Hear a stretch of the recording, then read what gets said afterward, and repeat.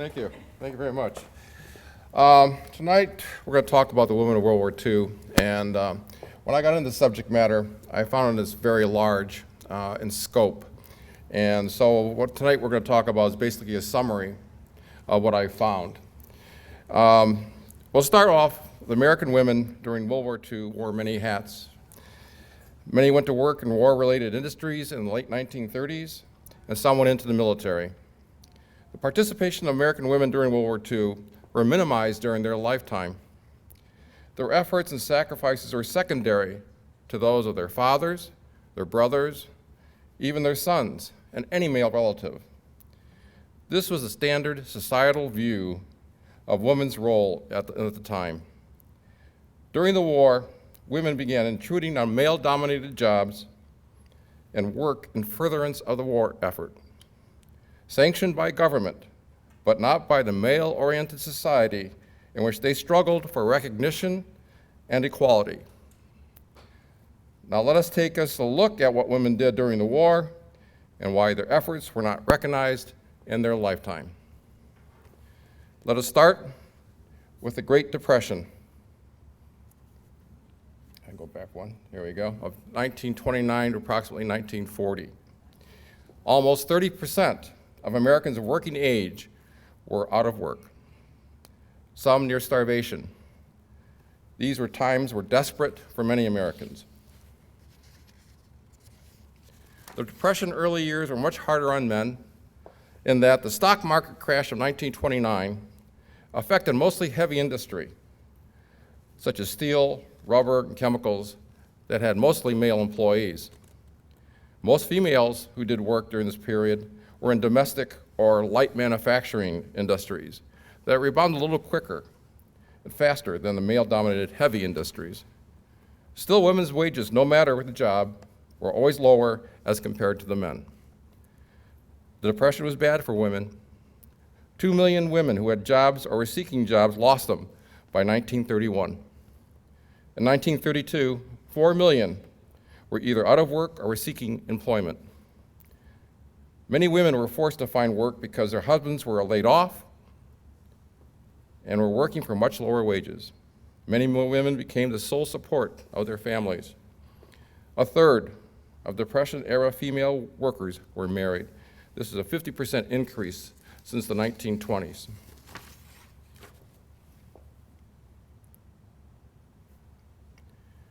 The government took action using sweeping legislation to pull America out of the mire of the Great Depression. Here you see a picture of FDR working on the New Deal.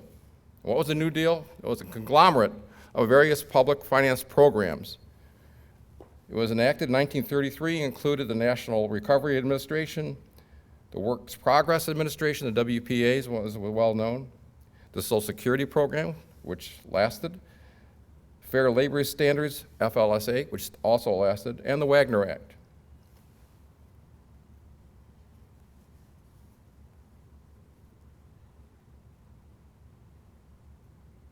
The New Deal aided women workers during the Depression. This is how. The NRA codes increased women's wages above pre-Depression levels. Some women found work through the WPA. Social Security Administration initiated retirement pensions, disability insurance, and payments for single mothers with dependent children. First time that it was ever done. Women with disabled husbands began to receive monthly Social Security payments. The FLSA established the minimum and maximum hours standards for industrial workers. The New Deal worked for both men and women, but especially for women. And they went to work. By 1940, overall employment went down almost 30%. In 1933 to 14.6%, which is very high, but it was very good for that period of time. 14 million women were now employed. That is 28% of all women were now in the workforce. Then, on December 7th, 1941, war came to America. And accordingly, the demand for labor in war industries soared. By 1943, there was still a severe shortage of workers for war-related industries. With millions of men enlisting or drafted into the armed services, the government, through the Office of War Information, actively recruited women to take the home front jobs vacated by the men. They devised home front propaganda campaigns to entice women into the labor market, making the work look both patriotic and glamorous, with propaganda posters and ads in magazines. They targeted the white middle class, assuming that they would readily return to domestic life at the war's end. A couple of the posters I'm showing you right now are from the period. And if you notice the one on my far left, this one here, this lady here, looks like she stepped right out of the kitchen and she's working on a bomb, a fuse on a bomb right here. No, nothing on her hair, nothing hair nets, but just her little apron going to work. And the next one here, this is kind of she's throwing the fear factor at him. Longing won't bring him back sooner. Get a war job. And the far one I like the most, I'm proud. My husband wants me to do my part. How things have changed.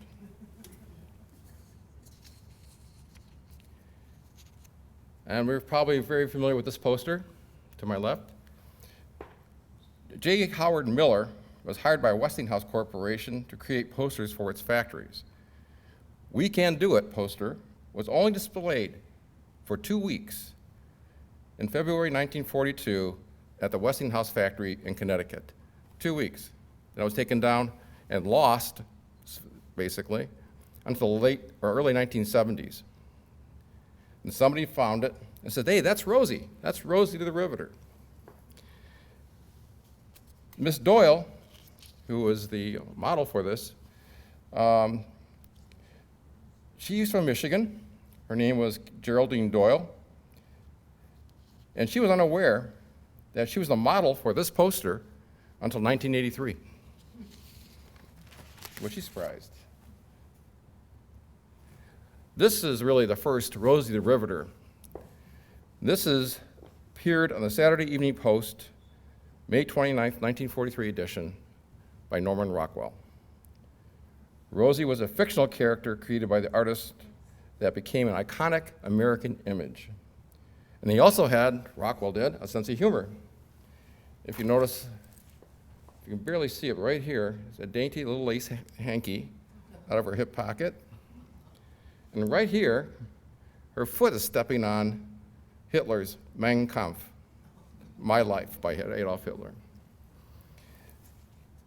Sadly, the model, Mary Doyle Keefe, she was a 19-year-old telephone operator at the time, just passed away 2 weeks ago. The original painting sold at auction in 2002 for almost $5 million. And if you wondered where Rockwell got his idea for the posing of Rosie, you no longer look. This is from the Sistine Chapel, St. Isaiah.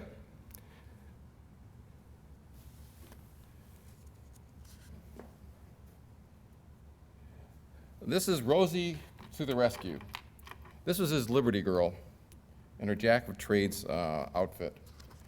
This appeared later in the September 4th, 1943 edition of the Saturday Evening Post. And in it, we see Rosie as a trades. She's carrying all the trades of the period for her. She's a mailman. She's a farmer. She's a telephone operator. She got all the implements of all these jobs, just showing that the women were taking all kinds of work and all kinds of jobs during the war period.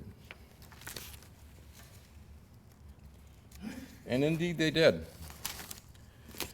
Women were now employed in all facets of war-related production, from fine handiwork to hard labor.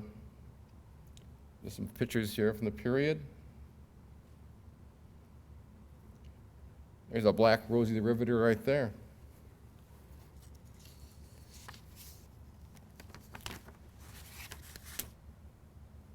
don't know if you can tell what that is, but these two ladies are walking up to that engine. They're the engineer, and, assistant engineer for that train. Anyway, another picture here. Now, in the summer of 1945, Captain Ronald Reagan, yep, that one, of the Army's first motion picture unit sent a photographer, David Conover, to shoot morale-boosting photos of pretty girls doing their job for the war effort at the radio plane plant in Burbank, California. Conover said that one young lady with curly ash blonde hair and a smudge of dirt on her face was putting propellers on and caught his attention. He snapped her picture and walked on. She was 19-year-old Norma Doherty.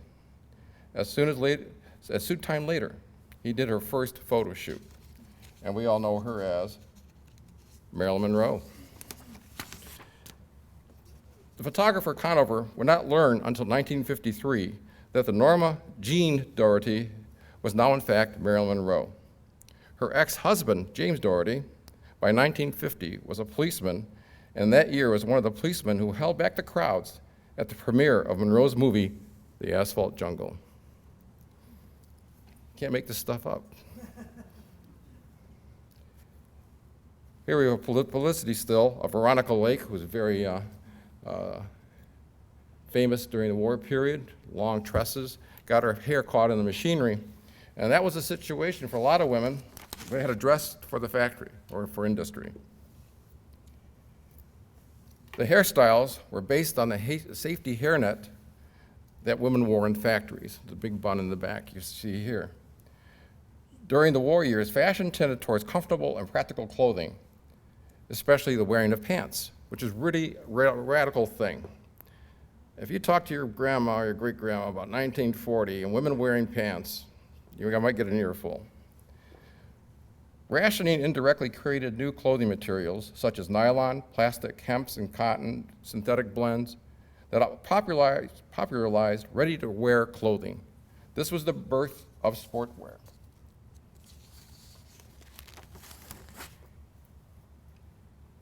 Here we have an article that was seen in many of the mainline presses, newspapers, and the message is here. You could work, even doing men's work, and still stay feminine. And here's some help.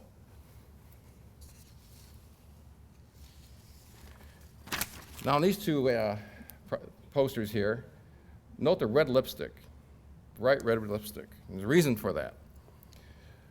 Lipstick helped women define their femininity even when in uniform. Lipstick helped, and other women's cosmetics were never put on the list of restricted wartime industries by the War Production Board. They were deemed morale-boosting to both the women who used the lipstick and to the men who found it appealing and kissable. Now, most of the posters you'll see tonight have bright red lips for the ladies. And of course, the Lady Marines wore a Montezuma red lipstick that matched the piping in their hat.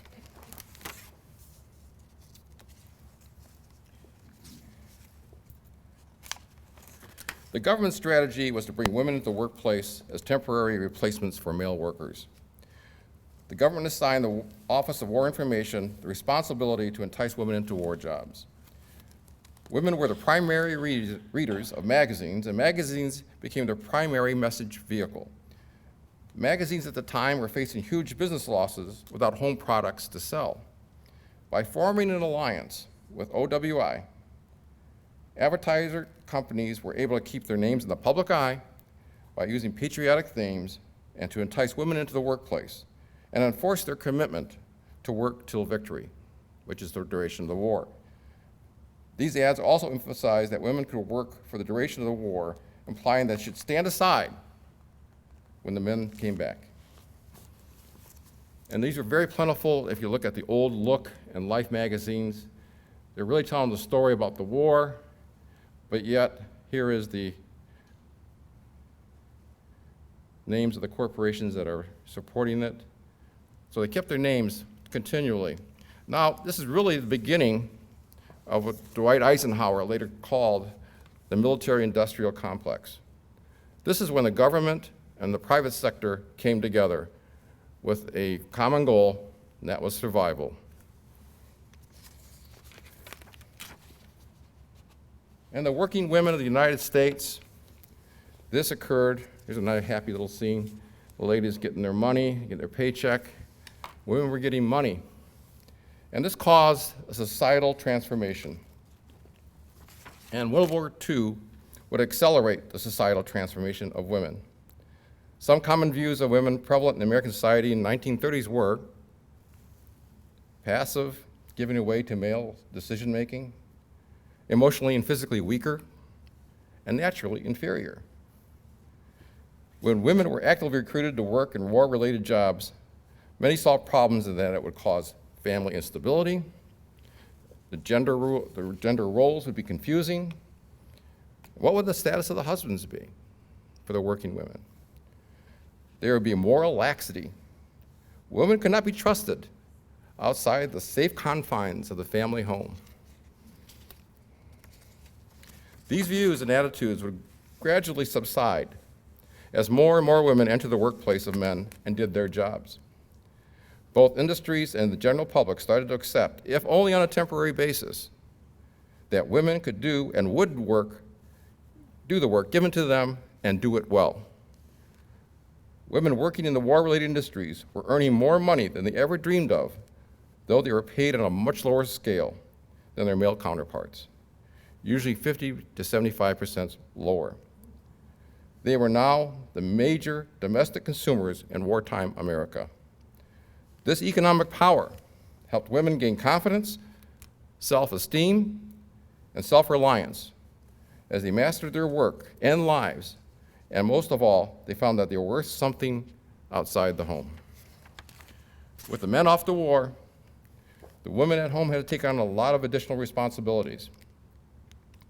They had to learn to handle the family finances, master basic home and car maintenance, and how to balance home and any outside employment or volunteer work.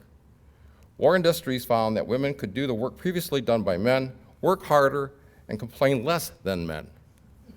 Women could also balance work with their home life with little complaint. And this is about as wonky as I was going to get with you tonight from figures. The first couple columns only, really. From 1940, we show the women's population, and it grew steadily as the years went on, and it became higher and higher in the workforce, peaking in 1944, or actually 45, at 35.3%. So, by 1945, end of the war, women account for 35% of all the labor force in the United States.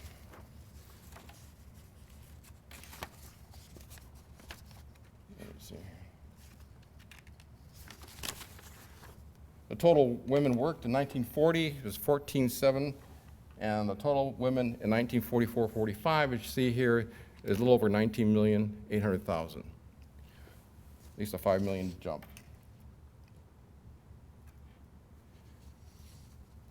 At Ford Motor Company, more than 30% of Ford workers in the machining and assembly plant were women.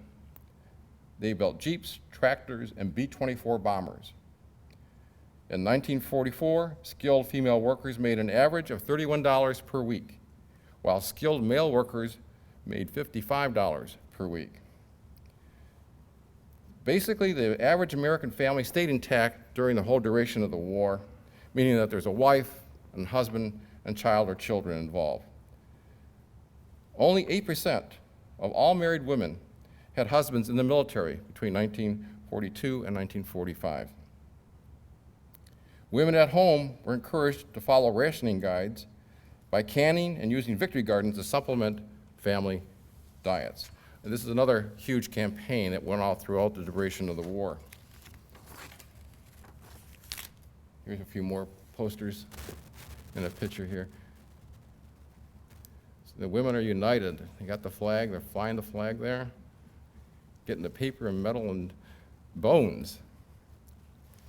There's a story about what they use the bones for. Used it for munitions, actually. And it has to be remembered that millions of women during this period staffed community service roles during the duration. Government at the time, regulations prohibited or drastically reduced the production of household items such as refrigerators, irons, toasters, coffee percolators, and the such. So women were really put at a disadvantage on the home front as well as in the factory. A traditional occupation for women was nursing.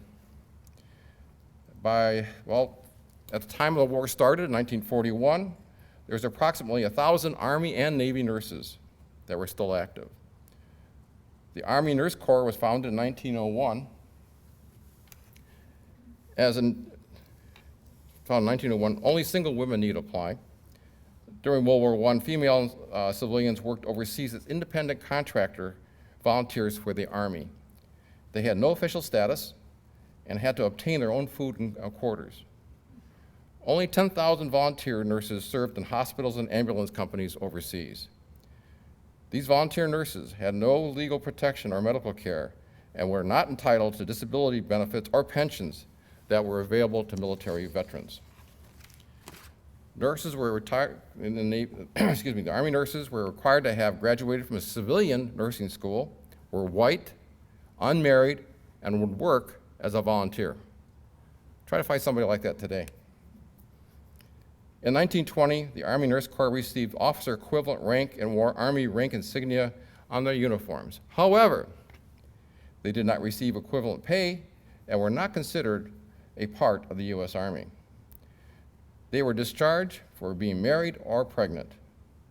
It was not until February 1944 that Congress passed a bill granting Army and Navy nurses actual military rank and benefits. However, this was approved only for the duration of the war plus 6 months. By the end of World War II, there were 54,000 Army nurses. The Navy Nurse Corps was established in 1908 by an act of Congress. However, as with the Army nurses, the Navy did not provide room and board. There were 1,550 Navy nurses by the end of World War I. This was reduced during peacetime to only 332. By the end of World War II, there were 11,000 Navy nurses. In 1941, there were almost 10,000 hospital vacancies. In 1944, there was still a shortage. Some 60,000 nurses were still needed. As the war economy expanded, many nurses left nursing to work in war-related industries for a lot more money. And come to think of it, back in 1945, in Congress, there was a bill called the Nurses Selective Service Act. And you know what that is? They're going to draft women. Luckily, the war ended. To fill that void for nurses, they created the Cadet Nurse Corps, which was created on July 1st, 1943, to meet the demands for nursing stateside and abroad. Under the auspices of the United States Public Health Service, the government would provide grants to nursing schools to facilitate the training of nurses to serve in the armed forces, government and civilian hospitals, and health agencies. Each cadet was eligible for government subsidy to be paid toward tuition, books, uniforms, and a small living stipend. Eventually, 120,000 nurses were assigned by jobs by the end of the war. And even with that, there was still huge vacancies. May 1942, the United States Congress creates the Women's Army Auxiliary Corps, WAAC. July 30th, 1942, President Roosevelt signed a bill authorizing the Navy, the Coast Guard, and Marines to accept women. That same day, the U.S. Navy established the Women's Accepted for Volunteer Service, or WAVES. In November 1942, the Coast Guard created its Women's Reserve, known as SPARS.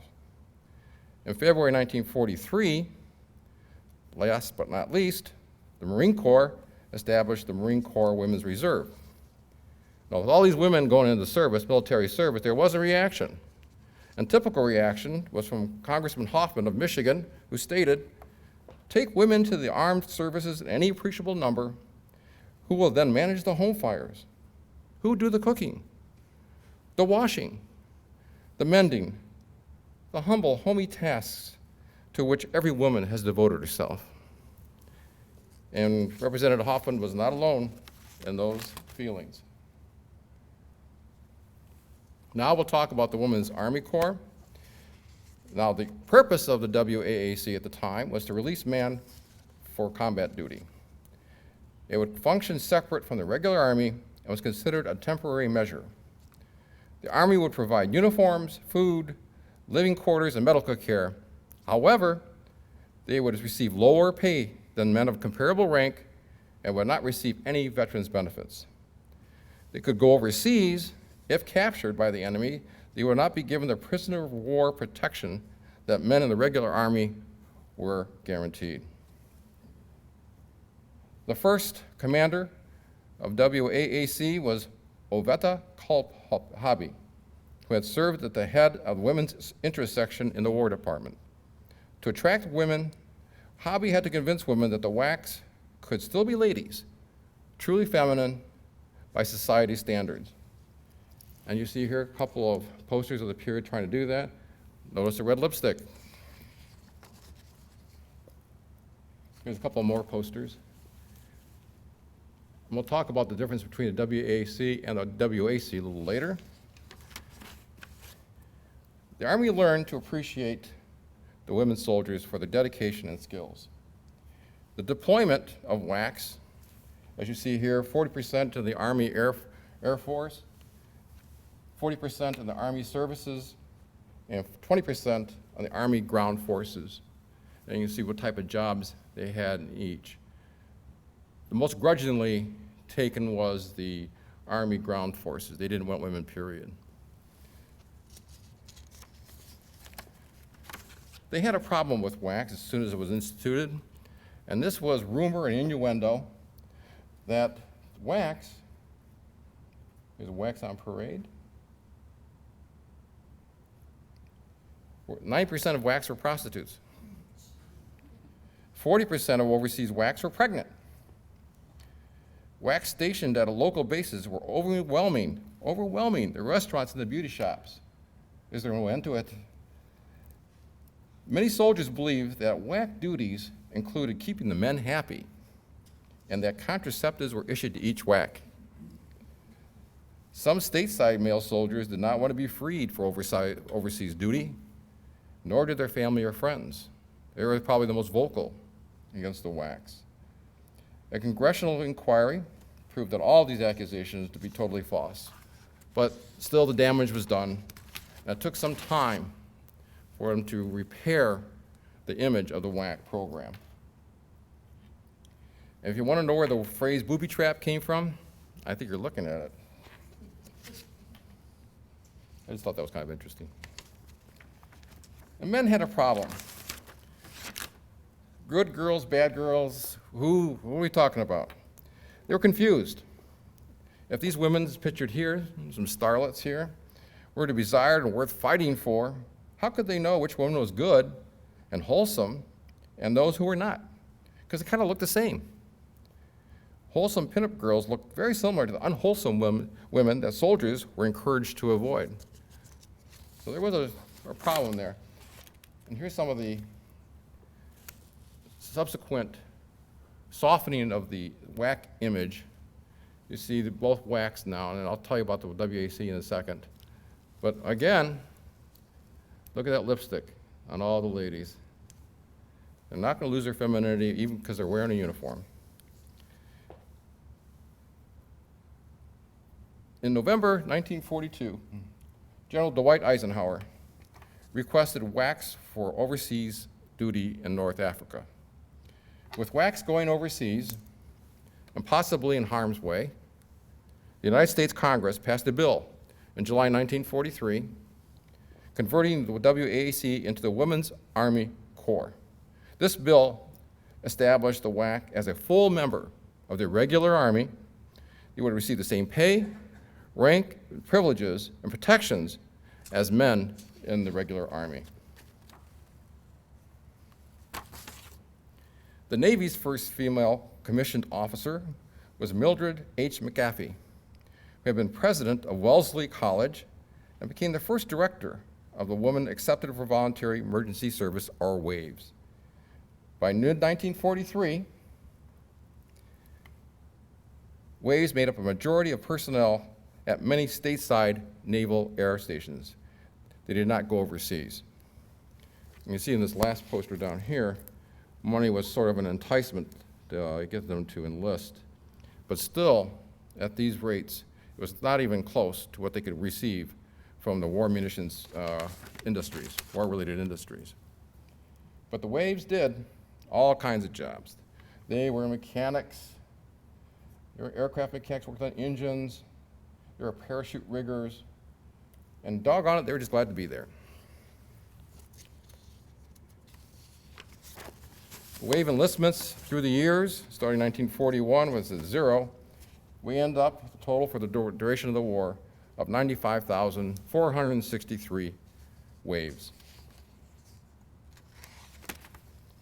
SPARS created on November 23rd, 1942. Anybody remember what SPARS stood for? S-P-A-R-S?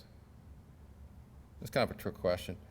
It actually stands for Semper Paratus, which is Latin for always ready, and the English is always ready. So they put them two together, Semper Paratus, always ready, SPAR. A better name than some of the suggestions, such as the Women Reserves of the Coast Guard, or WARCOGs. The SPAR's first director was Dorothy C. Strauss, on leave from her position as Dean of Women at Purdue University. Officers were required to have a college degree and years of professional work behind them. They held general duty assignments, communication officers, pay officers, Army supply officers, and recruiting officers. Enlistees served as yeoman secretaries, bookkeepers, and boatswain mates, ship maintenance, pharmacist mates, and medical assistants. And here they are training at Hunter's College, New York, which is also the centerpiece for the WAVES. The WAVES also were trained at Hunter's College in New York, too. They're training some of the most rigorous for women trainees in the services, actually.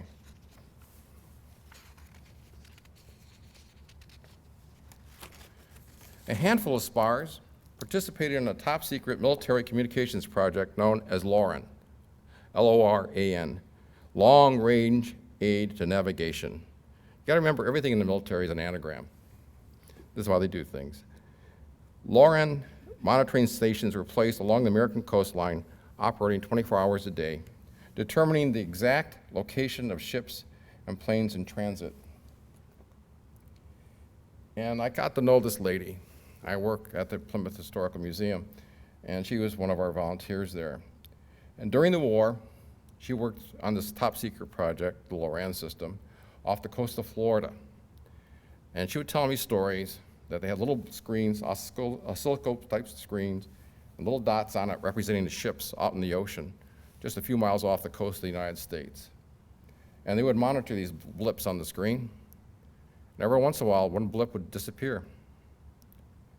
That meant it was torpedoed. Hundreds of American ships in 1941, 1942 were sunk less than a mile off the coast of the United States. The SPARs were demobilized in 1945 and fully disbanded in 1946. And here come the Marines. On February 13th, 1943, the U.S. Marine Corps Women's Reserve was founded with Ruth Cheney Streeter as its first commander. Streeter was a leader in the New Jersey health and welfare work, but never had a paying job. She had 4 children, 3 of which were in the military, not in the Marines. The name for the women's new organization was in doubt until the Commandant of the Marine Corps, General Holcomb, decided eventually. During World War I, the women who was hired by clerks by the Marine Corps were called Marinettes. Some of the names preferred for the WWII Marines Lady Marines were femmarines, glamarines, my favorite, submarines. General Holcomb said, if they are trained as act Marines, then call them Marines. In actual practice, they were called Marine Women Reservists, or WRs, designated as a WR. Here's some pictures of Marines in action here.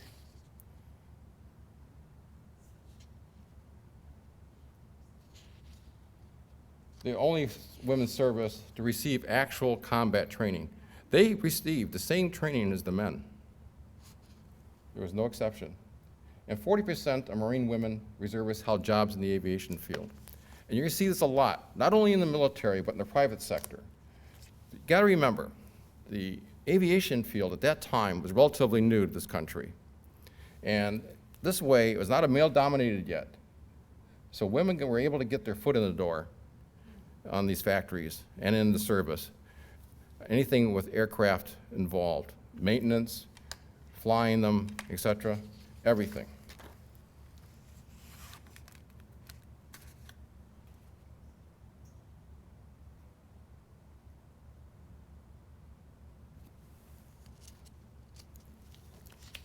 Now, the Army needed women to work on their Army Air Corps, and they created a position of the Air WAC. With every job imaginable, there's a whole list of jobs here, you see in here. Topographer, radio operator, parachute rigger, librarian, bomb site mechanic, every conceivable job to do with aviation except one. Flying a plane or training pilots to fly a plane.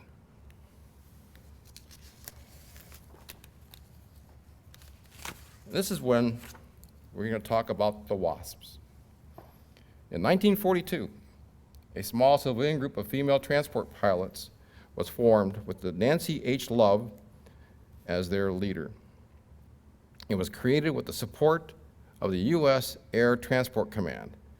They were the Women's Auxiliary Ferrying Command, or WAFS, that acronym. The purpose was to deliver planes from factories to military bases around the country. Another similar group at the same time was also being formed, Women's Flying Training Detachment, or WFTD, in Texas, with Jacqueline Cochran as their leader. On August 5th, 1943, the WAFS and the WFTD merged into the Women's Air Force Pilots, or WASPs. Cochran served as director of WASP and its training division, and Love was the director of the ferrying division. Love, by note, was born in Houghton, Michigan. And here's one of the first classes at Houston Municipal Airport. Here's some great pictures. These ladies flew the small planes, the big planes, and everything in between. But who was Jackie Cochran and Nancy Love? Where were they going to find female pilots, let alone male pilots at the period? Who could afford the time invested into flying, getting air time, enough to be proficient as a pilot? Though leaders of paramilitary organizations, neither women held any rank, military rank, during their terms of service. Both lived and worked on Army bases, were given military uniforms, but had no official insignia or rank. Having no military rank, Jackie Cochran was addressed as Miss Cochran, and Nancy Love was dressed as Miss Love. Jackie Cochran was a famed aviator who held 5 national and international airspeed records. She was the first woman pilot to ferry a bomber across the Atlantic Ocean. She had previously recruited American women for the British Air Transport Auxiliary Program that ferried new planes from the factories to the airfields throughout Britain before founding the WASPs. Nancy Harkness Love was a veteran pilot who had flown new airplanes to the Canadian border for much of 1940-41. She was also the wife of the Deputy Chief of the United States Air Transport Command. In 1942, she created the WAFS, the Women's Auxiliary Ferrying Squadron, starting with 40 highly qualified women pilots. All 40 were commercially licensed pilots and were hired on a 3-month contract at the time. All candidates had to be commercially licensed with a minimum of 500 hours flying time, which is a huge amount, you think about it. More than 25,000 women applied for training with the WASPs. Only 1,879 candidates were accepted, and only 1,074 successfully completed their program, their rigorous program. Cochran pushed for full militarization of WASP, but resisted making it part of the Army Air Corps. She wanted flyers only. She wanted to be like the airwacks. They had every conceivable job except for piloting planes. She was trying to avoid that. Now, WASP were allowed to wear uniforms. However, they had to pay for their own room and board at military facilities. In fact, after the war, they had to pay their own way home. They logged, during the duration of the war, 60 million air miles and flew 70 different aircraft. They delivered new planes to bases all over the United States and overseas. They instructed male cadet pilots, they trained troops for anti-gunnery practice, and they tested new and repaired airplanes. And a synopsis of all the women in the service, as you see here, totals 352,050 approximately during the whole duration of the war.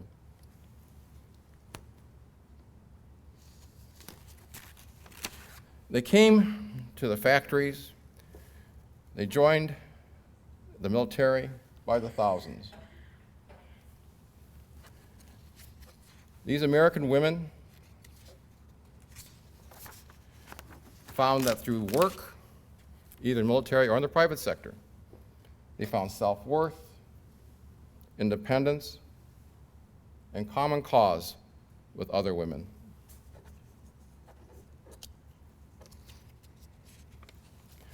In 12 years, America had gone through a societal transformation for women.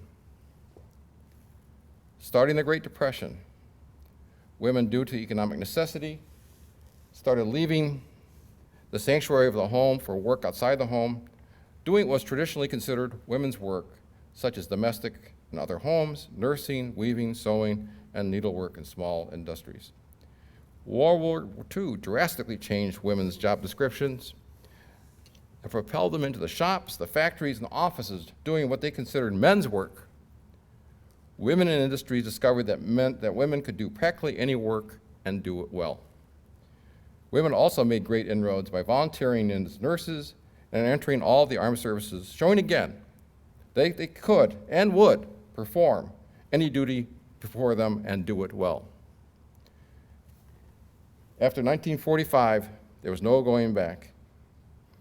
Women became economically essential in the American workplace and would continue to strive for equal status and pay in the coming years. American women's participation in the war are no longer secret. That's not in that little time frame of duration. We recognize them today as a point of pride for all Americans. Thank you.